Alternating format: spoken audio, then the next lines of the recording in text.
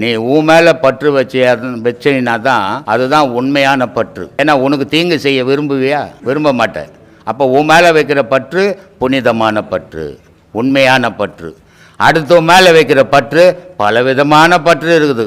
ஆதாயத்துக்கோசம் பற்று வைக்கிறது உண்டு, அன்புக்காக பற்று வைக்கிறதும் உண்டு, தொழிலுக்காக அவன் இல்லை நான் செய்ய முடியாதுன்னு பற்று வைக்கிறது உண்டு. பலவிதமான பற்றுகள் இருக்குது.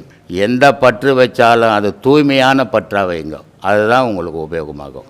அப்போ முதல்ல நான் யார், நான் எதுக்கு பிறந்தேன், நான் எதுக்கு வாழ்ந்தேன், செத்து போவதுக்காக பிறந்தேன், அப்போ இந்த பிறப்பு எதுக்கு அப்படின்னு முதல்ல உங்களையே தேடும்போது அது உண்மையான பற்றாகும். உலகத்தில் இது என்னத்துக்கு இருக்குது, இது இப்படி அழகாகுது, அதை இப்படி கட்டியிருக்கிறான்னும் போது உலக பற்றா மாறிடும். அதனால் உங்கள் மேலே பற்ற வைங்க, அப்புறம் உலக பற்று பார்த்துக்கலாம். நீ எந்த நேரமும் உன்னையே நினைக்கணும், உன் உயிரையே நினைக்கணும், அதுதான் பற்று. இந்த உடல் பொய், உயிர் மெய். அதனால் மெய்யான பொருளை நினைக்க கற்றுங்க, அதுக்கு தான் பாடம் கொடுக்குறோம்.